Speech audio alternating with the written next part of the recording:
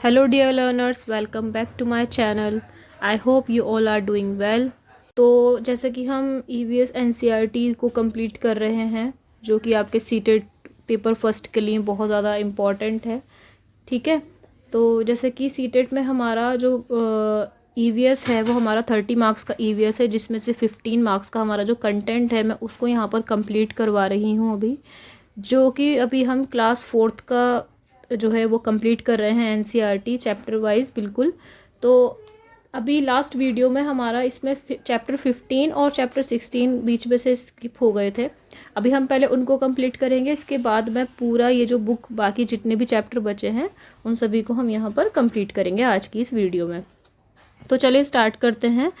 जैसे कि हमारा इसमें एक चैप्टर है अ बिजी मंथ। ठीक है, यहाँ से जो क्वेश्चन बनता है देखिए, मैं बिल्कुल आपको पॉइंट टू पॉइंट बिल्कुल आपको इसमें मैं करवा रही हूँ, स्टेप बाय स्टेप हम चीज़ों को यहाँ पर समझ रहे हैं। बिल्कुल एग्ज़ाम पॉइंट ऑफ व्यू से बहुत ज़्यादा इम्पॉर्टेंट है, कुछ भी इसमें एक्स्ट्रा नहीं है, तो आपके लिए बहुत हेल्पफुल रहने वाला है। और ये जो सीरीज़ है हमारी ये आपके लिए बहुत हेल्पफुल है, इसको आप पूरा देखिएगा। इसकी मैंने एक पूरी प्लेलिस्ट बना रखी है, तो आप जा कर के चैनल पर देख सकते हैं। ठीक है, तो हमारा चैप्टर 16 है अ बिजी मंथ। इसमें गिजू भाई के बारे में है, गिजू भाई बढ़ेका। गिजू भाई बढ़ेका जो हैं वो गुजरात में रहते हैं। ठीक है, उन्होंने जो है ना बहुत सारी स्टोरीज़ लिखी हैं बच्चों के लिए, और इस मतलब वो लेटर्स लिखते थे। लेटर्स के अंदर जो कि चैप्टर में मेंशन किया गया है, उस लेटर में उन्होंने बर्ड्स के बारे में लिखा है। जो हम अपने आसपास बर्ड्स देखते हैं उन बर्ड्स के बारे में इन्होंने इस लेटर के अंदर लिखा है। तो यहाँ पर आप बहुत सारी बर्ड्स के बारे में जानेंगे, बर्ड्स के बारे में फैक्ट जानेंगे। ठीक है, जैसे कि यहाँ पर डव के बारे में है। डव जो है इन हॉट समर डेज़ में डव हैं, स्पैरोज़ हैं, और जितनी भी सनबर्ड्स होती हैं वो जो है ना वर्क जो है स्टार्ट कर देती हैं पेयर में, अपना नेस्ट बनाने के लिए अपने पेयर के साथ वो क्या करते हैं, वर्क स्टार्ट कर देते हैं। और जो हमारी डव है ये मोस्टली कैक्टस, थॉर्न्स और मेहंदी हेजेस जो होते हैं यहाँ पर अपना ये नेस्ट बनाती है। इसी तरह से इंडियन रोबिन्स जो होता है ये एग देता है, कहाँ पर, ये एग ले करता है स्टोन्स के बीच में। ठीक है, और इसका जो नेस्ट होता है वो ग्रास, सॉफ्ट ट्विग्स और रूट्स, वूल और हेयर से बनाता है अपने नेस्ट को। इसी के अलावा क्रो जो है, आपको पता है क्रो जो है नेस्ट बनाता है सबसे हाई, यानी जो सबसे मतलब ट्री का जो टॉप होता है ना वहाँ पर ये अपना नेस्ट बनाता है। और कोयल जो है हमारी ये कभी अपना नेस्ट नहीं बनाती हैं, ये हमेशा जो है जो अपने एग ले करती है कोयल वो क्रो के नेस्ट में करती है। और क्रो जो है उसके एग्स को अपने एग समझ करके उनकी देखभाल करता है। ठीक है, इसी के अलावा देखें यहाँ पर है स्पैरो पीजन। ये कहीं भी अपना जो है नेस्ट बना लेते हैं, कबर्ड के ऊपर या मिरर्स के पीछे, वेंटिलेटर्स के आसपास। आपने देखा होगा जैसे हमारे घर में वेंटिलेटर्स वाला जो एरिया होता है वहाँ पर हमें इनके घोंसले देखने को मिलते हैं। ठीक है, इसके अलावा देखें बर्ड्स की फीट जो होती हैं, बर्ड्स की फीट हो चाहे बर्ड्स की बीक हो, वो उनके हैबिटेंट्स के अकॉर्डिंग होती हैं। जैसी उनकी हैबिट्स होती हैं उसके अकॉर्डिंग होते हैं। जैसे कि आपने देखा होगा डक के जो फीट होते हैं वो वेब्ड फीट होते हैं, क्यों, क्योंकि वो उसको स्विम करने में हेल्प करते हैं। पर्चिंग फीट होते हैं ताकि वो ब्रांचेस को अच्छे से होल्ड कर सकें बैठते टाइम।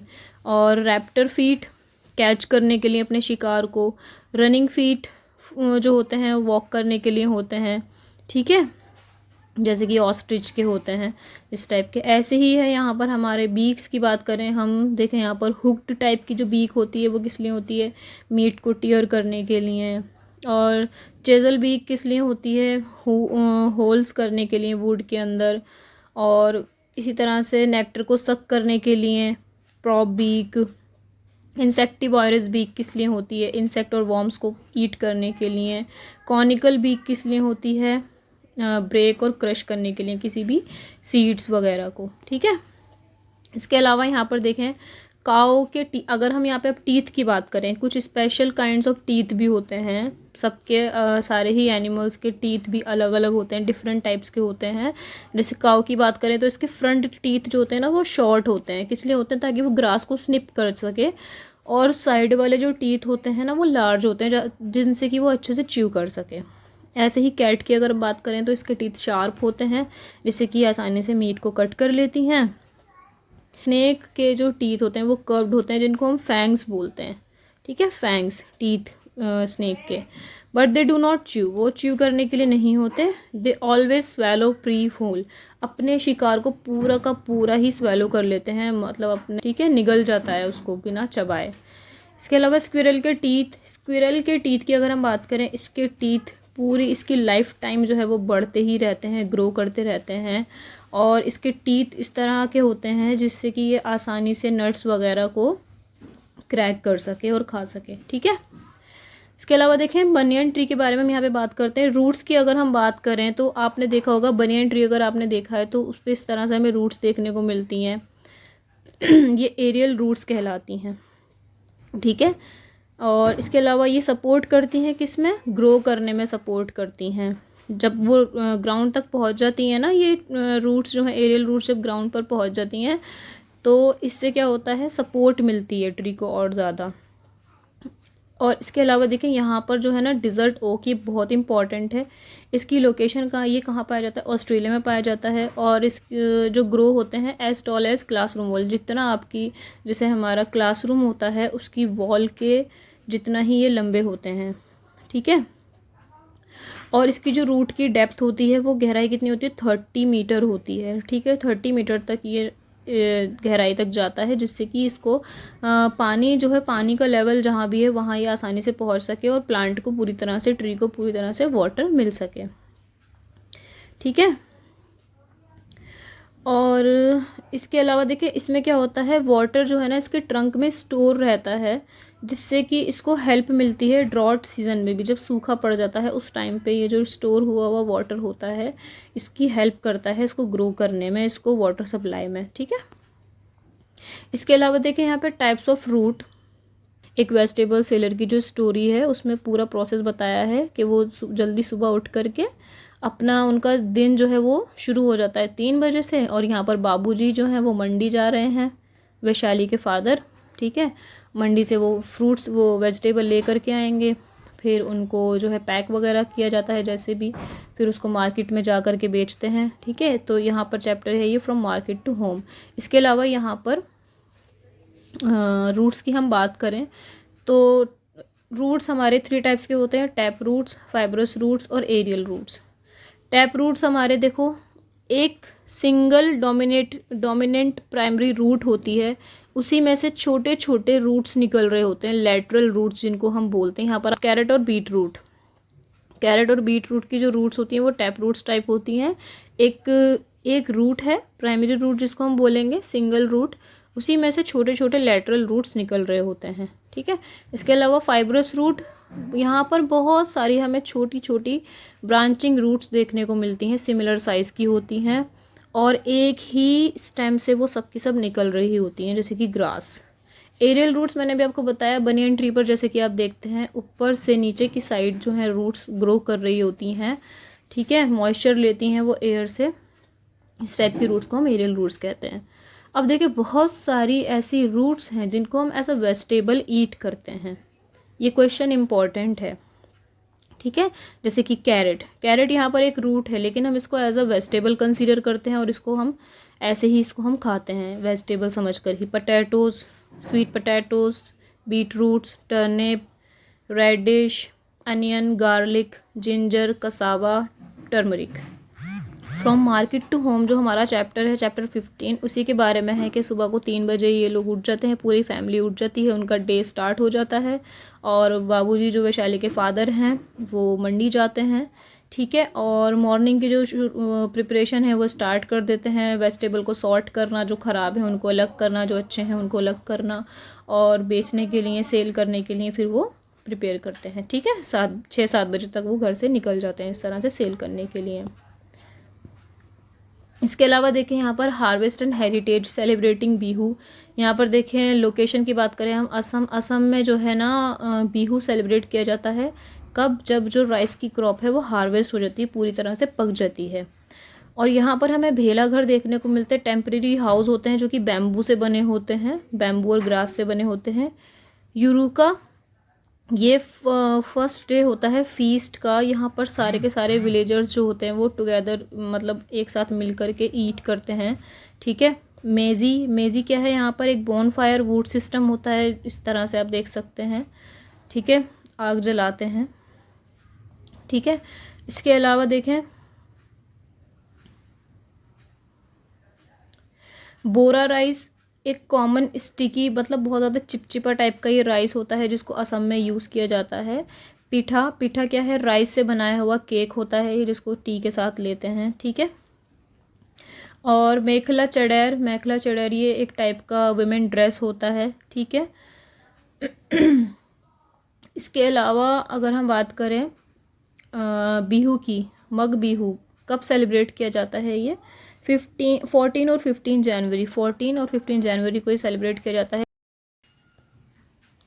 तो ठीक है, यहाँ पर देखिए वुमेन का ये ड्रेस होता है, वुमेन इसको वियर करती हैं, पैट एंड मुगा, मेखला चड़ैर इसको इस नाम से जाना जाता है, ठीक है।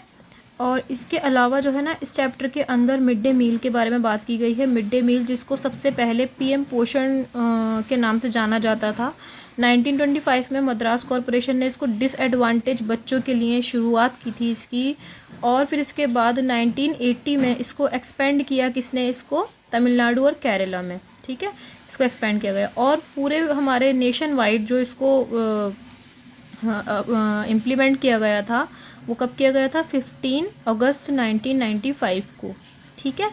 तो यहाँ पर मिड डे मील के बारे में आप ध्यान रखेंगे, ठीक है, थोड़ा सा ये इम्पोर्टेंट है यहाँ पर।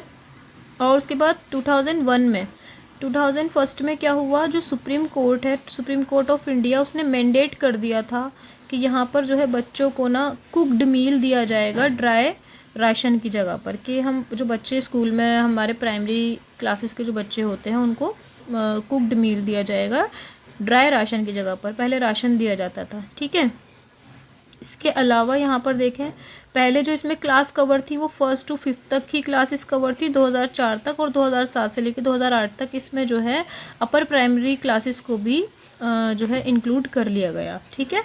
और इसका ऑब्जेक्टिव क्या है, ये बहुत इंपॉर्टेंट है। इससे मिड डे मील से मतलब क्या ऑब्जेक्टिव, क्या इसका एम है, क्यों बच्चों को दिया जाता है। एक तो देखो न्यूट्रिशन तो है ही, लेकिन इसके अलावा जो बच्चे डिसएडवांटेज क्लास के से जो बच्चे आ रहे हैं उनको क्या होगा, एनरोलमेंट बच्चों का बूस्टअप होगा। जो बच्चे स्कूल नहीं जाते, किसी भी वजह से वो नहीं आ पाते हैं, उनका एनरोलमेंट बढ़ेगा, ठीक है। और जो क्लासरूम हंगर है वो कम होगा, अटेंडेंस जो है वो बढ़ेगी, न्यूट्रिशनल लेवल जो है बच्चों का वो भी बढ़ेगा। तो यहाँ पर ये आप इसको थोड़ा सा ध्यान रखेंगे, ठीक है। देखिए नेक्स्ट जो हमारा इम्पोर्टेंट चैप्टर है यहाँ पर वो है हमारा पोचमपल्ली, ठीक है। यहाँ पर बच्चों को जो है हमें बताया गया है इस चैप्टर के अंदर के बच्चों को हमें अवेयर करना है ट्रेडिशनल आर्ट से, ठीक है, जो बच्चे जो है अपने घर पर सीखते हैं। और पोचमपल्ली क्या है, ये एक हैंडीक्राफ्ट है, ठीक है। मुक्तापुर विलेज की यहाँ पर बात की गई है, Muktapur village is in the Pochampally town, ठीक है, पोचमपल्ली टाउन में है हमारा मुक्तापुर विलेज, ठीक है। कहाँ पर है ये पोचमपल्ली टाउन, कहाँ पर है, तेलंगाना में है। मोस्ट ऑफ द फैमिलीज़, अब यहाँ पर मुक्तापुर विलेज जो है, ठीक है, यहाँ पर ज़्यादातर जो फैमिलीज़ हैं वो वीवर्स हैं और स्पेशल टाइप का क्लोथ्स जो हैं वो वीव करते हैं, जिसको पोचमपल्ली कहा जाता है। बहुत इंपॉर्टेंट है, यहाँ से क्वेश्चन आता है, ठीक है। अब यहाँ पर एक प्रोसेस बताया गया है, फ्रॉम थ्रेड टू क्लोथ, यानी किस तरह से थ्रेड से क्लोथ बनाया जाता है। पहले क्या होता है, बंडल को, थ्रेड का जो बंडल होता है उसको बॉइलिंग वाटर में पुट किया जाता है ताकि उससे सारा डर्ट और स्टेन्स जो है वो निकल जाए। उसके बाद उसको डाई किया जाता है ब्राइट कलर्स के साथ, और सुखाने के बाद फिर उसको बंडल्स में ही रोल्ड अप किया जाता है, ठीक है। उसके लूम्स बनाए जाते हैं। The size and number of the needles changes according to the design. अब जैसा ही डिज़ाइन हमें बनाना है क्लोथ पर, उसी के अकॉर्डिंग नीडल का जो साइज़ है वो चेंज होता है, ठीक है। In Tamil Nadu Kanchipuram is a place where people also engage in weaving silk saris. Tamil Nadu के अंदर कांचीपुरम एक जगह है जहाँ पर जो लोग हैं ज़्यादातर वो सिल्क की साड़ीज़ को वीव करते हुए दिखाई देते हैं। ठीक है, इसके अलावा देखें यहाँ पर चैप्टर है हमारा 24 home and abroad. United Arab की यहाँ पर बात की गई है, यूनाइटेड अरब एमिरेट्स UAE, इसको हम आबू धाबी के नाम से जानते हैं। आबू धाबी में जो है माउंटेन्स जो हैं वो सैंड के होते हैं, इसलिए उनको हम सैंड ड्यून्स कहते हैं। और एक ही टाइप का वहाँ पर ट्री पाया जाता है जिसे हम डेट पाम्स कहते हैं। और आबू धाबी की करेंसी की अगर हम बात करें तो वो है दिरहम। ठीक है, और यहाँ पर केरला की बात की गई है। केरला में जो लैंग्वेज है मलयालम बोली जाती है। चित्तप्पन जो है यहाँ पर फादर के यंगर ब्रदर को कहा जाता है मलयालम में। और कुंजम्मा फादर्स की यंगर ब्रदर्स की वाइफ को, यानी हमारे फादर के जो यंगर ब्रदर हैं उनकी वाइफ को कहा जाता है कुंजम्मा मलयालम में। ठीक है, तो यहाँ पर आबू धाबी से ये इम्पॉर्टेंट है, इसको आपको ध्यान में रखना है, इम्पॉर्टेंट है बहुत ज़्यादा ये। इसके अलावा देखें नेक्स्ट है हमारा यहाँ पर देखें डिफेंस ऑफिसर वाहिदा, बहुत इम्पॉर्टेंट है ये भी। यहाँ पर झन्ना मंडी इज़ इन राजौरी डिस्ट्रिक्ट। झन्ना मंडी कहाँ है? राजौरी डिस्ट्रिक्ट में है जम्मू कश्मीर की, जहाँ पर वाहिदा रहती थी। ठीक है, अब यहाँ पर हमें बच्चों को एनकरेज करना है कि वो मैप में जो है जम्मू कश्मीर को लोकेट करें कि जम्मू कश्मीर मैप में कहाँ पर है। ठीक है, तो इसके अलावा यहाँ पे children can be informed about all the 3 forces. यहाँ पर बच्चों को जो 3 फोर्सेस हैं हमारी, उनके बारे में भी बच्चों को इन्फॉर्म करना है। कौन कौन सी 3 टाइप्स की फोर्सेस होते हैं? Indian army, Indian navy and the Indian air force. ठीक है, अब in a parade 4 platoons march behind the leader. 4 platoon march चलते हैं लीडर के पीछे। 36 कमांड्स दी जाती हैं पूरे परेड के दौरान। ठीक है, अब यहाँ पर जो है ना वाहिदा जो है ये पहली वुमेन थी जिन्होंने परेड को लेड किया था as a leader. She has 2 sisters, उनकी 2 सिस्टर्स और भी थी। हर father gave the name prism to her, उनके फादर ने नेम दिया था उनको प्रिज्म टू हर। ठीक है, तो यहाँ पे थोड़ा इनके बारे में आपको ध्यान रखना है, डिफेंस ऑफिसर वाहिदा के बारे में। ठीक, अलावा देखें यहाँ पर एक चैप्टर है हमारा लास्ट चैप्टर 27 चस किड गोज़ टू स्कूल। यहाँ पर देखें लद्दाख के बारे में बात की गई है, ये कोल्ड डेजर्ट जिसको हम कहते हैं। ठीक है, यहाँ पर जो है ना लद्दाख में आमाले किसको कहते हैं? मदर को कहते हैं। आबाले फादर को कहते हैं। और मामाले ग्रैंडफादर को कहते हैं। ठीक है, तो ये जो है इस तरह से हमने आज NCERT EVS क्लास 4 पूरी तरह से हमारी कंप्लीट हो गई है। ठीक है, जितना भी पॉइंट टू पॉइंट इम्पॉर्टेंट था आपके एग्ज़ाम के पॉइंट ऑफ व्यू से वो सब यहाँ पर कवर हो गया है। इसके अलावा आपको कहीं से भी जो 15 मार्क्स का EVS का कंटेंट है वो कहीं से भी आपको देखने की ज़रूरत नहीं है। मेरा पूरा प्लेलिस्ट बना हुआ है, आप उसी को देख लीजिए, बिल्कुल पॉइंट टू पॉइंट आपको सब क्लियर हो जाएगा। ठीक है, ये मेरे हैंड रिटन नोट से ही मैंने ये सब प्रिपेयर किए हैं सारे लेक्चर्स। ठीक है, जो कि आपके लिए बहुत हेल्पफुल होने वाले हैं। और नेक्स्ट वीडियो में मैं बहुत जल्द जो है, क्योंकि एग्ज़ाम जो है अब ज़्यादा दूर नहीं है और ये वीडियोस मुझे पहले ही अपलोड करनी थी, बट मेरे भी एग्ज़ाम्स थे जिसकी वजह से मैं इनको अपलोड नहीं कर सकी, थोड़ा बिज़ी रही एग्ज़ाम्स की वजह से, तो ये लेट हो गया। लेकिन अभी आपके पास अच्छा खासा टाइम है, ये वीडियोस भी ज़्यादा लॉन्ग नहीं हैं, मतलब आप आसानी से इनको एक एक बार देख लेंगे, समझ लेंगे तो आपका हो जाएगा यहाँ से कवर। इसके अलावा 5th क्लास की EVS कंप्लीट करवा के मैं साथ ही साथ इसका जो हमारा पैडागोजी है ना 15 मार्क्स का, वो भी इसमें कवर करवा दूँगी। ठीक है, और इसके अलावा और भी चैनल पर जो है ना सीटेट से रिगार्डिंग बहुत सारे वीडियोस हैं जो कि आपके लिए इम्पॉर्टेंट हैं, आप उनको भी देख सकते हैं। ठीक है, तो आज की क्लास में बस इतना ही, मिलते हैं नेक्स्ट में। Take care.